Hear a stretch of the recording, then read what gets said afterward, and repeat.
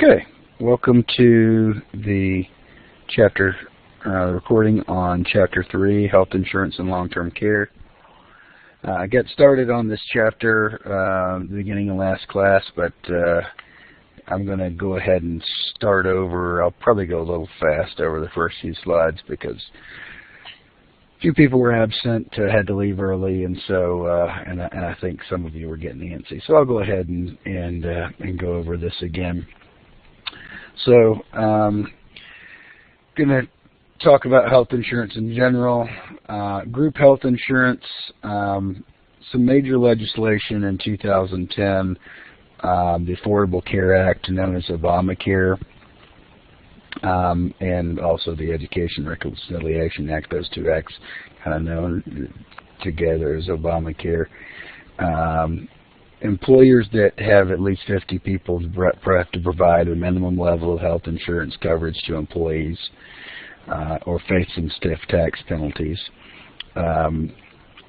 Small employers are encouraged to do that. So if you have less than 50, the piece of it that was struck down was the required all U.S. citizens and residents to obtain health insurance. What the Supreme Court said was that the government cannot mandate that individuals buy a particular product. So we talked about in class about how that piece of it, meaning that not everyone would be covered, was significantly weakened the potential benefits of the Affordable Care Act, because now not everybody had to be included. So it basically, there's two marketplaces, or really three different marketplaces now. There's a private insurance marketplace, there's a public insurance marketplace, and then there's people who aren't covered. If everyone were covered,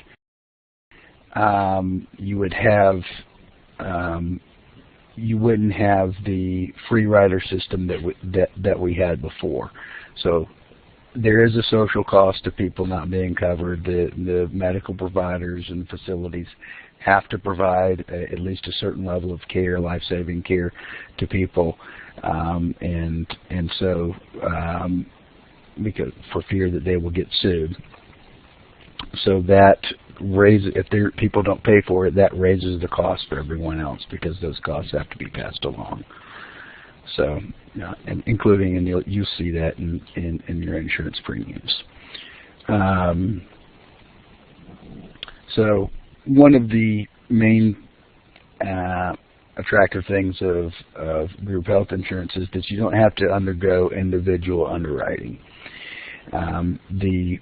One of the pieces behind the Affordable Care Act was that that pre-existing conditions not be excluded. Not be excluded from coverage. If pre-existing conditions can be excluded from coverage, it effectively means that somebody who was dealt a bad hand, if they had some chronic health condition, didn't only get dealt a bad hand with health, they individually had to pay for that themselves. And so if they were covered under a group plan, it meant that they couldn't change employers. Their employer may become aware of that and may not be as free in terms of negotiating salary and raises and things like that. So not being able to change employers and not being able to have pre-existing conditions covered was a major thing, and that's one thing that Obamacare did address fairly effectively.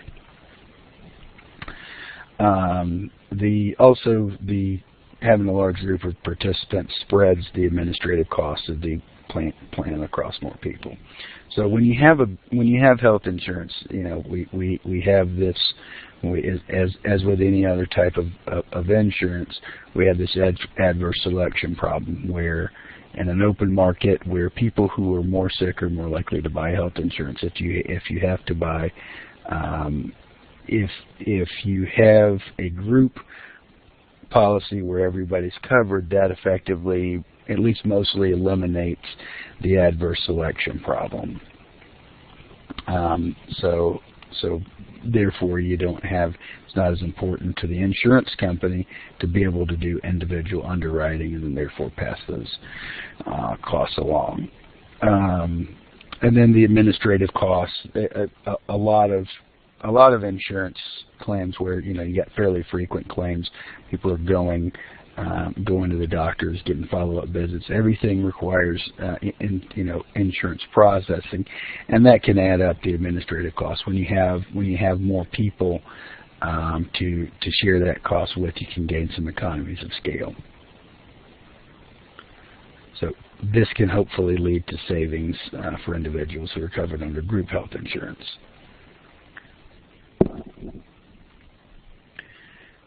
You have to be affiliated with a group policy that's covered by a group. You can't just say, hey, my buddies and I would like to get together and form some sort of health insurance.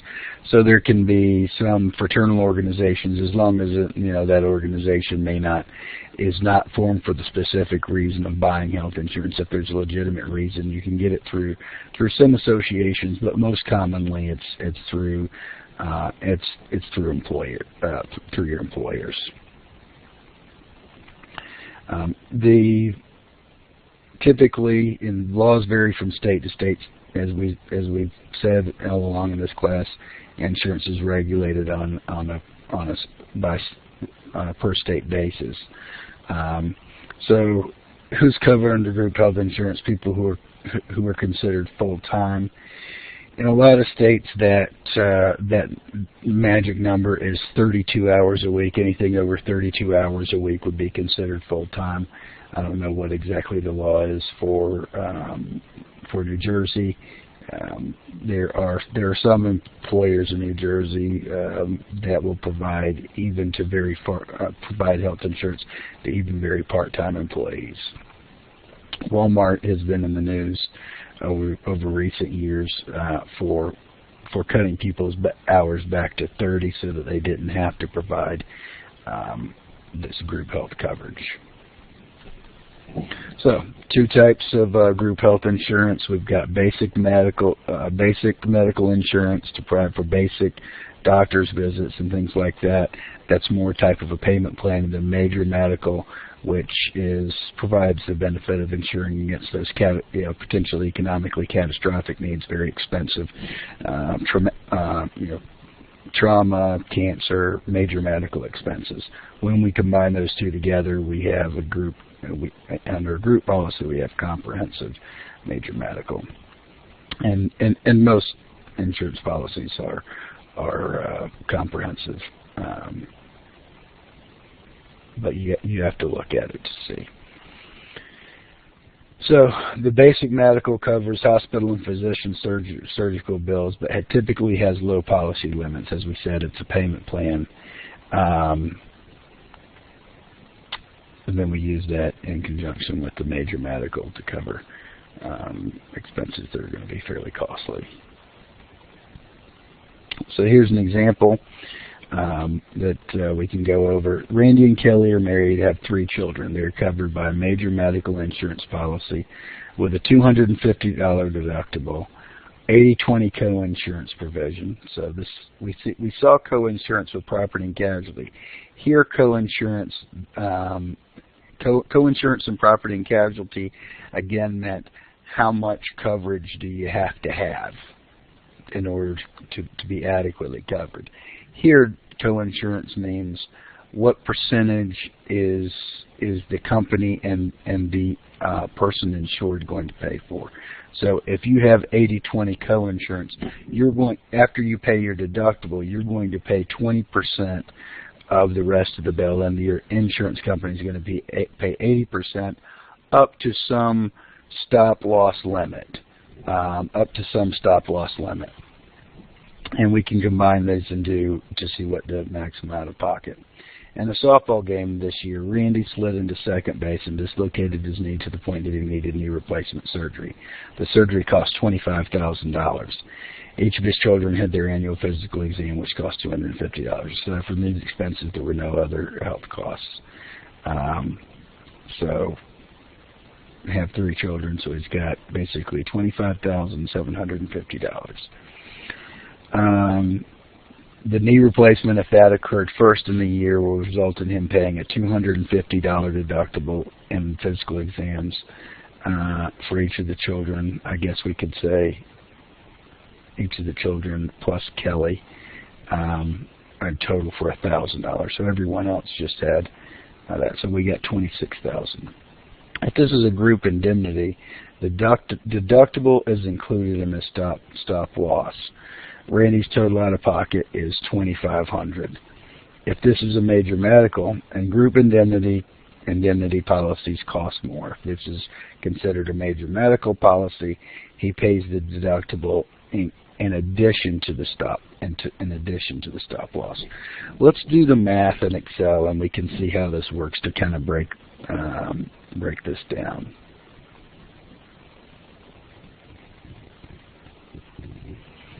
Okay.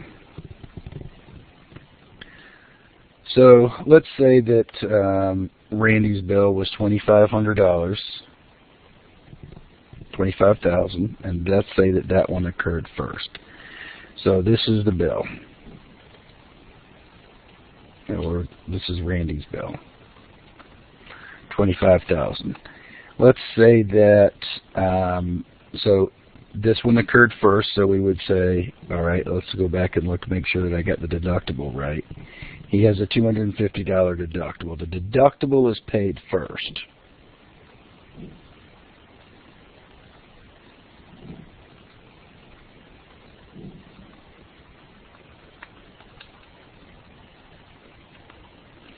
Okay, and then he has 80/20 co-insurance. So we'll sum these up to see what he has left. So he's got $24,750 left to be applied to the co-insurance.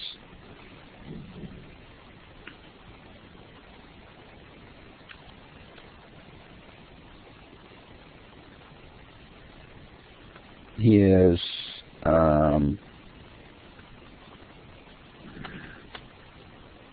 and this is his co-insurance.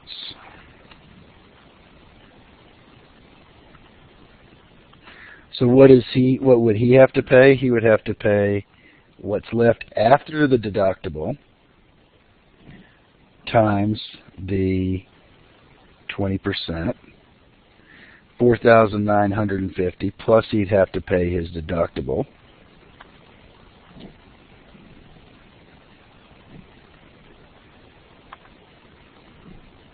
Whoops.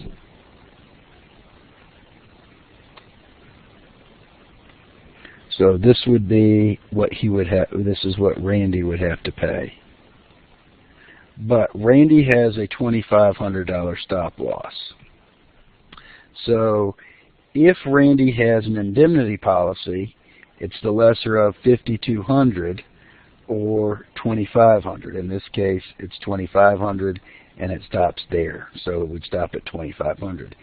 If Randy has to pay the deductible, if Randy had to pay the deductible, then Randy would have the stop loss would be paid after the deductible. So Randy would pay the $4,950 would be rounded down to $2,500. So it would be $2,500. It's the lesser of $4,950 or $2,500.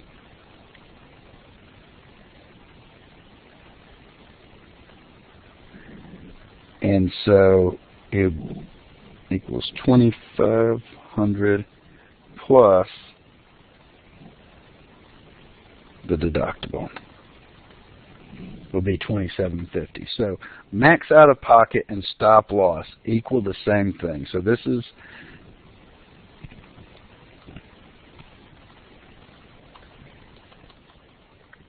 max out of pocket and stop loss both equal $2,500 if he has a group indemnity policy. If the max out of pocket is the deductible plus the stop loss, if it is a major medical policy.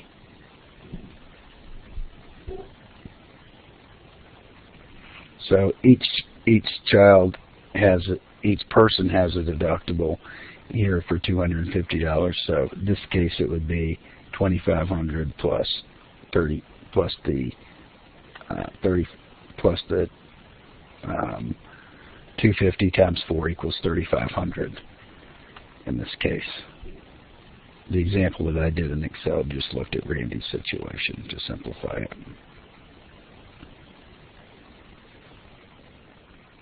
Often you'll see in a group in a policy that it will be, the deductible might be $250 per person, up to a maximum, if, let's say in this case there are 5 people covered, up to a maximum for the family of $750.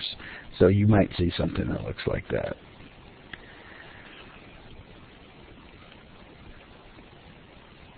So typically in group policies, the deductibles are low and the employee may have a copayment when receiving services. A copayment is different than co-insurance.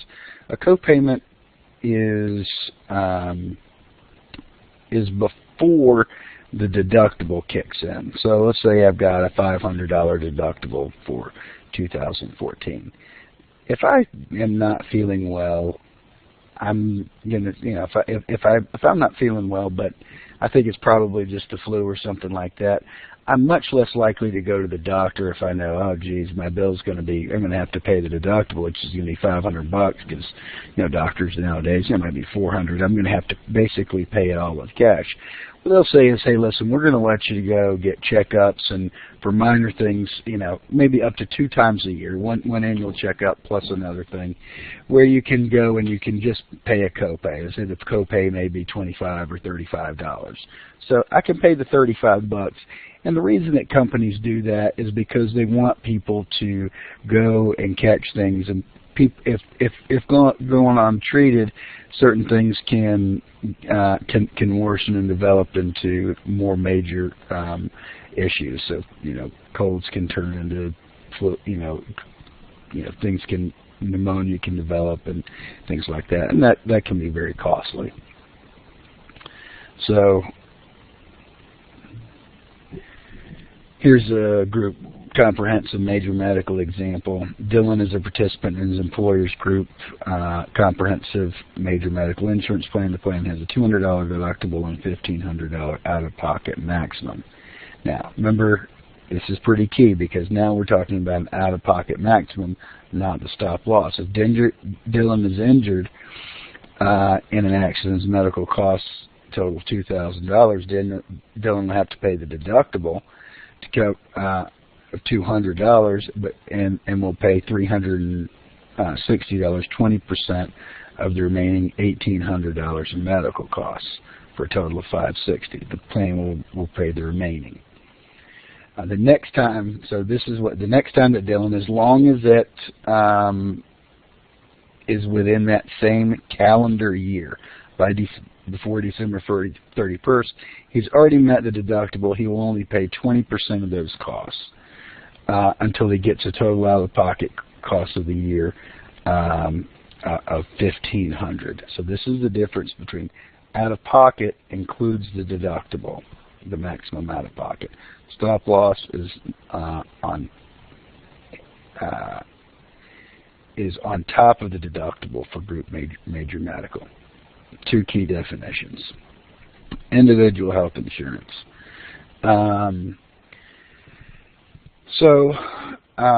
Premiums are typically higher on individual health insurance because of the administrative costs. They're typically lower for younger people. So often younger people that go to work for small businesses can negotiate and say, hey, listen, I know that my employer is going to pay for me to be part of the group policy, but what the cost for me to be part of the group policy is, might be $5,000 for the year. I would rather them give me $400 a month, and I may be able to buy, if I'm in my 20s and in good health, I may be able to buy my individual health insurance plan for $200 a month.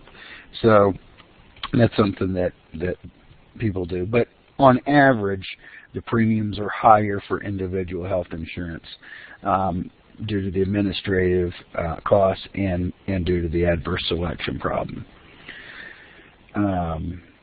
Everyone should have coverage for the catastrophic needs. This is called insuring the tail. We want to transfer that risk, which would be economically catastrophic to us.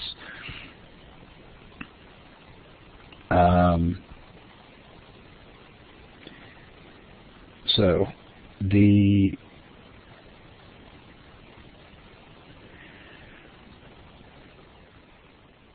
those people who have individual plans have to go through individual underwriting, and so under the Obamacare system, typically those people who have chronic health conditions that are really sick, that they will go into one of the exchange plans, which is a government underwritten plan, and it subsidizes people based upon income level and things like that.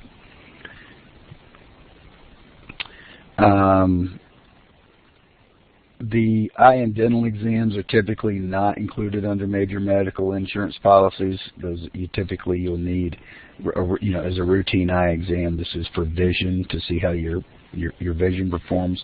You can get dental insurance to go to the doctor. You can get vision insurance or join some sort of payment plan. Most typically, dental and vision costs aren't catastrophic. Now, if you have an eye infection, that is a medical problem, and that is covered under typically covered under medical insurance. Policy limits are typically high, and they'll be in the multi-million dollars of lifetime coverage. This is something that you need to pay attention to. $1 million of coverage or $100,000 of coverage might not be enough, because we want to insure those things that are catastrophic. Somebody who is in a persistent vegetative state, or has who has cancer that's going to last a long period of time, maybe the expenses are going to be in the hundreds of thousands of dollars, if not getting into the seven figures. So it's important to make sure that you have adequate lifetime coverage, and typically you want to be for that to be at least several $1 million. So deductibles can range, and there are these kinds of plans, which we'll get into a bit, that are known as high deductible plans, and those are coupled with what's known as health savings accounts, which are special types of accounts that you get tax advantage for. So after the deductible is amount, the insurance company pays the percentage. This is how I explained the co-insurance in the example, up to a stop-loss limit. After you reach that stop-loss limit, then the insurance pays the rest, and then on an aggregate basis up to the lifetime maximum. And then it starts over again, but it starts over again with the deductible on January 1st. This is an important thing, January 1st for everyone. You're going to have some practice problems on the exam that test your knowledge of this, how much is going to be covered, and it's going to be based upon dates. Okay, major medical example. Randy and Kelly married, still have 3 children, $250 deductible, 80/20 co-insurance, stop loss of $2,500. He has the knee surgery. Each of these children have their physical exam. Here's how it works. We did this example before.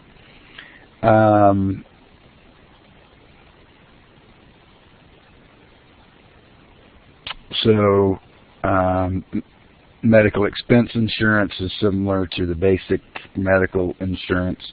It's coupled together. There's not a lot of new information here. I'm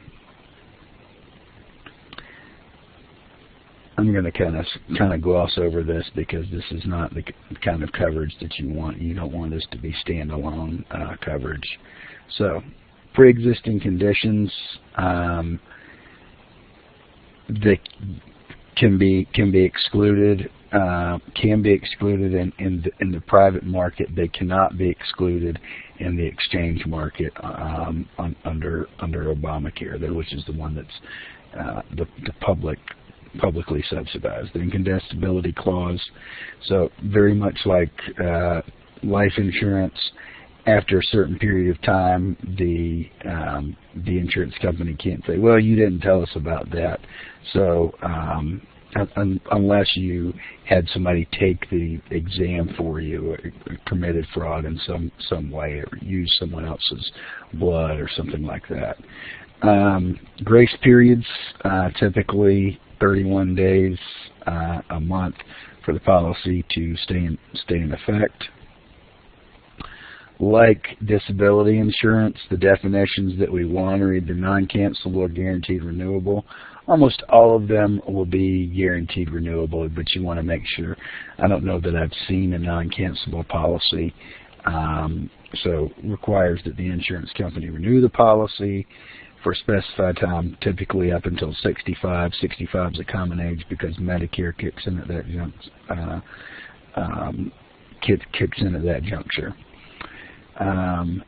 The premium can only be renewed on a class basis, not based upon an individual basis. So if you develop some chronic health condition, they cannot say, oh, you were covered before, but now we're not going to cover you anymore.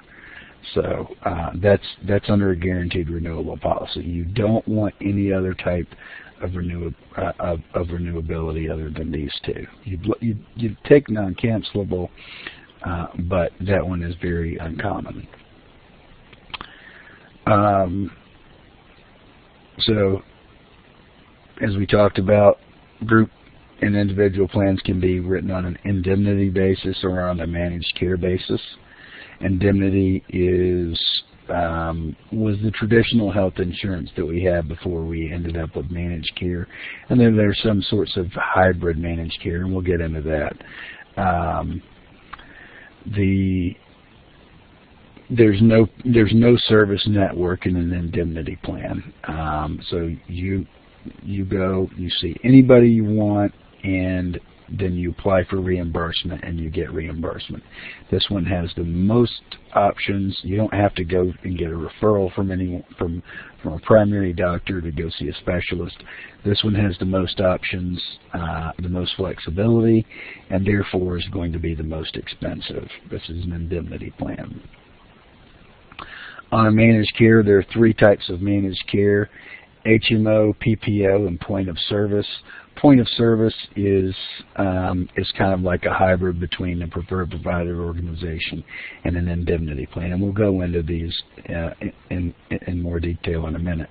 What I want you to understand, though, we have all these on the same page, and we could actually put indemnity plan as a fourth bullet point below this to say that the most expensive would be an indemnity plan, then a point of service plan, then a preferred provider organization plan, and then an HMO plan.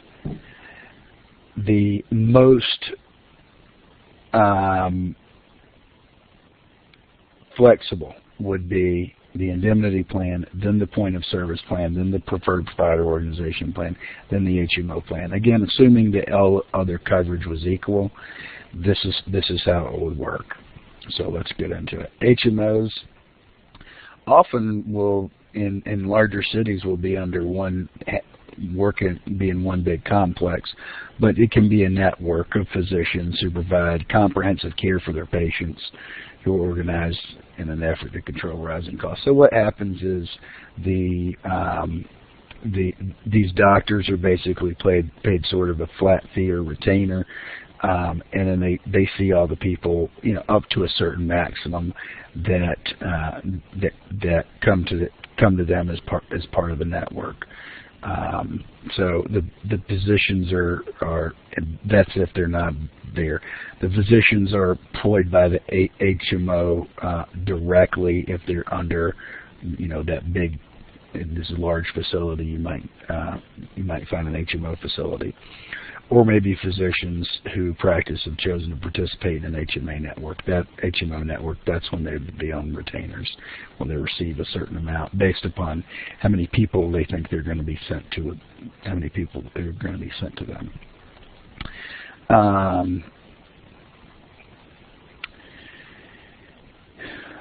Patient choice is limited. The network is smaller. If you're outside of network, expenses are much higher. But because it's the most managed system, premiums are typically the lowest. They will typically, HMOs will actually typically include more preventive care stuff and lower out-of-pocket costs for preventive care than other types of managed care or health insurance plans. The PPO is an arrangement between the insurance company and the providers that are in their network, and the members go and they say, okay, if you're a network, we'll link to you, and you're going to provide these services at pre-negotiated discounted rates, and then we're going to reimburse our people. You know, we'll have 80/20 and a certain deductible for the people that are in our network. We're doing that to keep the cost down. But out of network, if you go out of network to somebody that's somebody that the health insurance company has not met with, so they may charge the insurance company more for that service. Therefore, typically, if you're 80/20 in network, you might be 60/40 out of network. If your deductible is $500 in network, it may be $1,500 out of network. So you'll see those kinds of things for a preferred provider organization.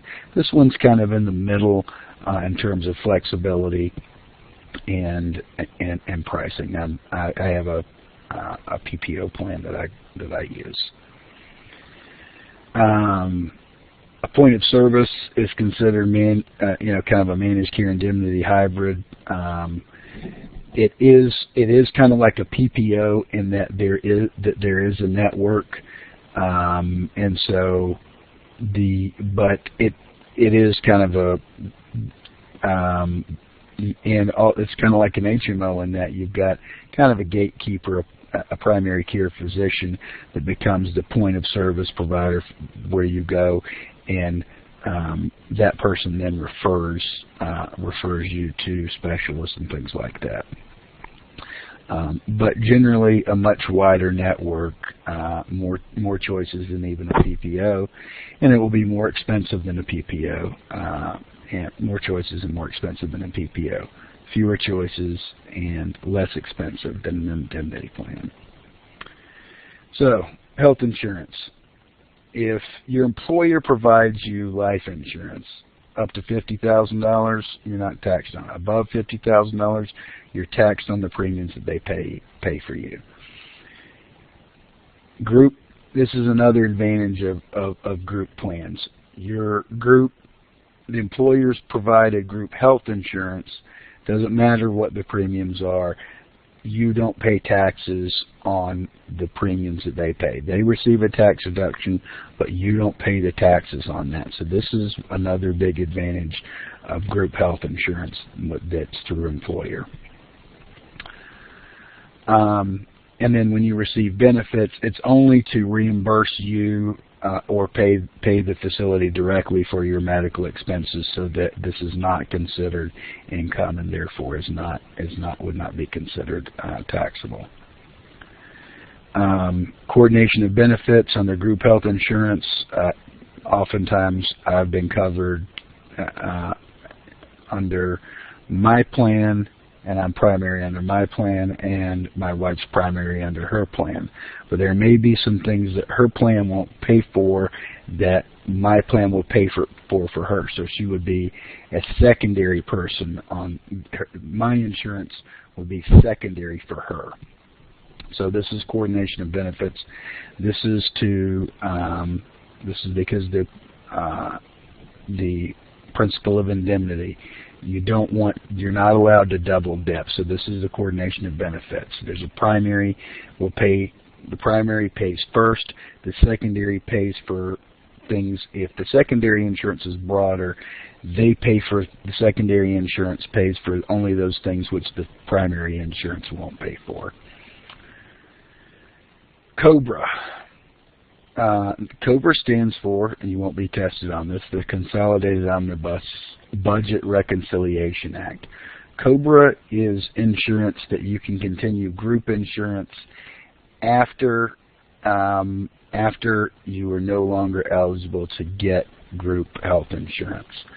There are reasons why that may be, but the employer is no longer going to subsidize this if you're no longer in that person's employ, if it's that. But what they're required to do, if they have, I think it's above 50, it's 20 to 50 people, we'll see upcoming in a minute. They're required to say, well, we'll let you pay that. We'll let these people pay the full cost. So lots of times, like William Patterson pays for half of my health insurance, I pay for the other half. So we'll pay the full cost of it. So if I were let go by William Patterson and I didn't get another job, I could say, okay, I want to keep my health insurance. And they're going to say, well, we've been paying $400 a month. You've been paying $400 a month. Now you need to pay $800 a month, 100% of the cost. They can actually charge me a little bit of a premium because they could be up to 102% because it's basically a processing fee that they have to do to keep me in there and say, hey, this person's eligible for COBRA. So they can charge me up to 102% of the actual administrative costs. So to be eligible for COBRA, group coverage must terminate. So you have to, first of all, be no longer eligible for group coverage. So if I die, my William Patterson's not going to pay for, help subsidize my insurance anymore, but my wife could elect for my family to continue on that, but she'd have to pay 102% of the premium on that. It can be, for me, so the death of an employee, obviously that's for family members. Voluntary or involuntary termination. So if I resign or am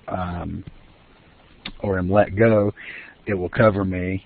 If I'm reduced from full-time, in other words, if I was covered but now I'm not covered, and so I lose my group health insurance, then that will allow me to get COBRA. And then separation of the covered employee from a spouse. So if my wife and I become separated, she's no longer one of my dependents, she would not be covered under my plan automatically by William Patterson anymore. Well, we elected the family plan, but she can go to William Patterson and say, hey, I'm not eligible to be covered under dependent status anymore, but since I just lost that, I want to be covered under COBRA. And she could do that. Oftentimes, group health insurance plans are written that they're only going to cover certain things up, or maybe anything, up until the time you become eligible for Medicare. So lots of times they'll say, we'll cover up to 65, and then we'll be the secondary insurance after that. Lots of times they say only up to 65. In those cases, then you can elect COBRA coverage. And then dependent children, once they reach a certain age, which is you can be covered up to 26. Once you turn 27, you're up through 26 is no longer an eligible dependent. Gross misconduct. If I am fired by William Patterson because I'm drinking on the job and I'm showing up to class blitzed and doing all sorts of inappropriate things, they could say, okay, they could make the case, no, we're not going to cover you under COBRA. They would have to get that passed by the Department of Labor, but they could do that. Okay, how long will they cover you? So for the individual, for me, the person who's covered, the primary insured, it's for 18 months. If I'm fired or if I have a reduction in hours, it's 18 months for me. For the dependents, for my dependents, it is for 36 months. Death, My spouse can get it for 3 years. My family can get it for 3 years. Divorce, 3 years. Turn 27, COBRA, 3 years you can get it. Medicare eligibility, 36 months. I can get elect COBRA for 3 years. Up to 29 months, this is for disabled, if I meet the Social Security definition of disability. So COBRA can do 29 months. So for the individual, 18, most of the time, in some cases 29. For the dependents, 36 months. Okay, high deductible plans and what is considered high deductible has to be, I had to update these numbers. The slides that I emailed you had the 2013 numbers, so I've updated these numbers. To be eligible, an individual must be covered by a high deductible plan and to be eligible to contribute to an HSA. The minimum deductible is $1,250 for an individual or family for $2,500. Again, these are called high deductible plans. The maximum out of pocket, the lowest it can be for an individual is $6,350, or for a family, $12,700. If you have one of these kind of plans and that plan is signed up to be HSA eligible, it will allow pre-tax contributions. Kind of works like an IRA, a traditional IRA for health insurance, by the employee or the employer or both, up to cover those limits. So basically, an HSA is like a tax-advantaged emergency fund for out-of-pocket medical expenses. So the maximum contributions for 2014 are $3,300 and $6,500, and the catch-up for age 55 plus is $1,000. All contributions are, so unlike IRAs, I can do a family HSA or I could do individual HSA. IRAs, I can only have individuals. I can actually do a family HSA. So above, not age 50, age 55, you've got this $1,000 catch-up. Why? Because people who are older typically are going to have higher out-of-pocket expenses because they're going to be going to the doctor more often. All contributions are pre-tax, no contributions after age 65, basically after you become eligible for Medicare. Earnings are tax deferred and they're never taxed. They're never taxed if the contributions are used to pay for medical expenses. And you can invest in pretty much anything that you want to inside of an HSA. A flexible spending account, HSAs were typically historically used by individuals. Some employers are now using them. Flexible spending accounts were things that were through employers, and you can have flexible spending accounts where you can use for health, out-of-pocket health costs. They don't have to be teamed with a high deductible plan, and it can be used for dependent care expenses. Those are two different FSA type of accounts. Here we're concerned with FSA accounts. So FSA does not have to be teamed with a high deductible plan, only available through group employer. You want to take as much money out as you think you're going to spend, but really not more than that out of your payroll deduction for that, because it is use it or lose it. Actually, last year they passed a rule. They said, well, you can carry forward $500 from one year to the next, and you can still contribute up to $2,500. That's the maximum contribution in the healthcare flex spending account, $2,500. So FSAs, generally, you're not allowed to carry forward except for $500. HSAs, you carry forward. The amount rolls over from time to time. And by the way, HSAs, after you turn 65, if you haven't spent all the money, basically an HSA can be rolled over into an IRA, but the money spent on anything other than the money spent out of an IRA is taxed at ordinary income, both contributions and earnings. If you use that money instead, leave it in an HSA and use that money to spend for medical expenses, the distributions are tax-free. So depending upon your tax bracket, that is a significant advantage. You want to earmark this money to be used to pay for the medical expenses. So here's a chart about HSAs and FSAs. So we do FSAs at the top. Pre-tax contributions. Funds carry over from year to year. Funds can be invested in a wide range of things. You can use it to purchase, well, up till 2011, you could use over-the-counter medications. You had to have a high deductible plan to apply, and some HSAs have high annual fees, but if you know where to shop, you can do that. Okay. So FSAs can be used with all types of health care plans. Doesn't have to be used. The deductible can be used for optional medical procedures like LASIK. FSAs can be used for child care, dependent care. Typically, though, that's a separate type of account. The disadvantage is the money, except for $500, must be used by the end of the plan year. From health savings accounts, you can use it to pay COBRA premiums. You can't use it to pay your other insurance premiums, health insurance premiums, but you can use it to pay COBRA premiums, and you can use it to pay long-term care expenses. So those are long-term care insurance premiums. So non-qualified withdrawals are ordinary income. Unlike IRAs, 59. So if this is 65, not 59.5. The penalty is not 10% like IRAs for early withdrawal.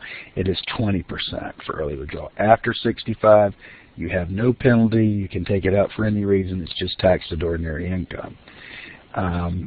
Assets 100% vested at the time of contribution, and both flex spending accounts and health savings accounts as well.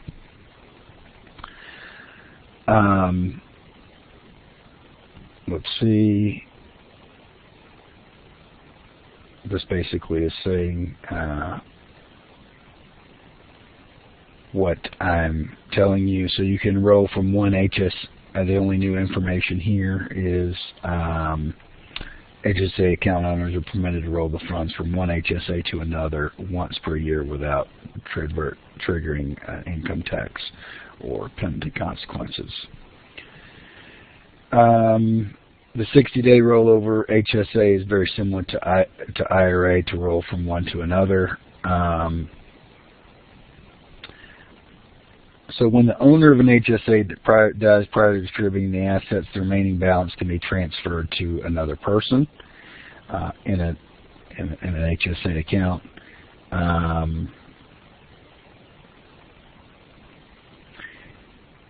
If it's the spouse, you get preferential treatments. If the account is left to anyone other than the spouse, the death of that person terminates the HSA, and you can.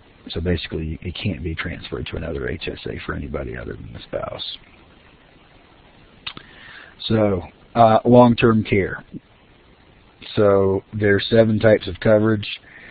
And you want long-term care. If you're going to buy long-term care insurance, you want to buy it in a way that is most flexible, that covers things. So skilled nursing can be at in a nursing home. It has to be ordered by a physician to be covered, and it will be based upon the activities of daily living. If the physician orders occasional in-home nursing care, then the long-term care will cover it, again, based upon activities of daily living. custodial care, so things that are not medical care, but if you have problems with some of the activities of daily living, like eating, dressing, bathing, then this is, and if Medicare doesn't cover it, then you can get some assistance at home.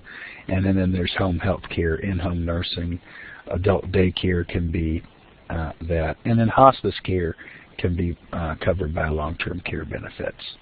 So long-term care, what is it broadly? This is kind of like, it is a sort of a payment plan, but we want to again insure those risks which would be catastrophic, like disability insurance. You can have longer elimination periods to retain. So who's long-term care insurance for? It's for people who can who are not going to be indigent, who can afford some health coverage, but if they're in a nursing home for some period of time. But it could be if they've got another spouse to pay for. Having to pay for one spouse to be in a nursing home for 3 or 4 years could be economically catastrophic to the other person's retirement plan. So those are the situations in which we want to consider long-term care insurance. The benefit period is important. You can buy lifetime coverage, but that's extremely expensive. So even though we'd like to be able to buy lifetime coverage, Ronald Reagan was in need of long-term care for a period of longer than 10 years. So that is, we want to insure the tail. We want things that are economically catastrophic, but it has to be, the premiums have to be economically feasible. And often lifetime coverage is not economically feasible. So benefits are typically provided for a fixed period of time. Let's say 3 years or 5 years. 5 years is, I would say, would be recommended if you go with that amount. Or there's a fixed dollar amount. This is a bucket of money, and you can spend as much or as little of it as you need to. So this gives you some flexibility. If I've got a bucket that will pay for $500,000, so it's kind of based upon, hey, we'll pay $100,000 a year for 5 years. Okay, that's a bucket of $500,000. If your life expectancy is, when you need a long-term care, is almost certainly less than 5 years, you may choose for a higher thing of coverage. If you have let's say Alzheimer's and may live longer than 5 years, you may choose to be more conservative in how you spend those funds in that. I like the fixed dollar amounts because it gives people options in terms of how they can maximize their benefits. So premiums can be tax deductible as long as the policy is qualified for those tax deductible treatments. So there can be no surrender value to policy, so it can't be something, the insurance companies are all times going, okay, hey, if you don't use it, we'll give you your money back, because people are saying, hey, what if I don't use it, I'm not going to get my money back. So it can't be that. It has to be pure insurance. If you need it, that's why you file a claim. If you don't need it, you're buying the insurance for the peace of mind. So it's got to be limited to qualified long-term care services. If there are any dividends in the policy, it can only be used to reduce future premiums or increase the benefits. I can't use those as getting cash back. And the policy has to meet consumer protection laws. And then it does not pay for expenses covered under Medicare. Most long-term care policies will have that in there because you don't want to have to pay for benefits that you could get anyway. So there's a maximum deduction amount. I haven't gone back to update these numbers. They haven't changed substantially. But these deductions are only deductible to the extent that they exceed the premiums exceed 7.5% of AGI, well, premiums plus other out-of-pocket medical expenses. Only to the extent this is lumped in with that pool, and to the extent that they are, and then each policy based upon age, there's a maximum annual deduction. I'm not going to test you on this. I just want you to know that long-term care premiums can be tax deductible, but only to the extent they exceed the 7.5% of AGI. I do also want you to know, hey, HSAs, you can use HSA funds to pay for long-term care premiums, and then and that way the premiums can be used to be paid for with before tax dollars, because you get a tax deduction on the HSA contribution. So, how do you become eligible for benefits under long-term care? A doctor has to say that you are, and there's a specific test. You have to be unable to perform 2 of the 6 activities of daily living for at least 90 days, or have substantial cognitive impairment such that your behavior would threaten your own safety or the safety of others. So what are the activities of daily living? You have to memorize this list, and here's how I remember it. I remember bathing, eating, dressing, transferring, toileting, incontinence. I remember it: bed, B-E-D, T-T, transferring, toileting, continence is poo-poo. So eating. Obviously, this is not cooking. Cooking is not one of the activities of daily living. You will be tested on this. You have to know what's on the list and what's not on the list, and what these things mean. Eating just means being able to feed yourself. Bathing. Bathing means being able to bathe yourself. Dressing, being able to put on clothes. Transferring from the bed to the chair. Also, here's another mnemonic device. I said bed, TT, poo-poo. Bathing, eating, dressing, T, I got toileting, and so you got 2 T's, transferring, incontinence. Bed to chair. You can think of it that way, but I think of bed, TT, poo-poo, because I have little kids. Yeah, we tell them to, if they TT and poo-poo before they go to bed. Okay, so so transferring is being able to get out of bed and put yourself into a chair. You don't have to be able to walk a long way. Toileting is being able to walk yourself to the toilet, sit down on the toilet, and then get back up off the toilet.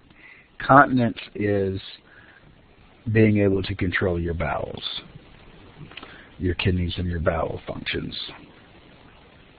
That's the end of this chapter, and so this coupled with chapter 3 is what will be on your exam. Coupled with chapter 2, I'm sorry, this was chapter 3.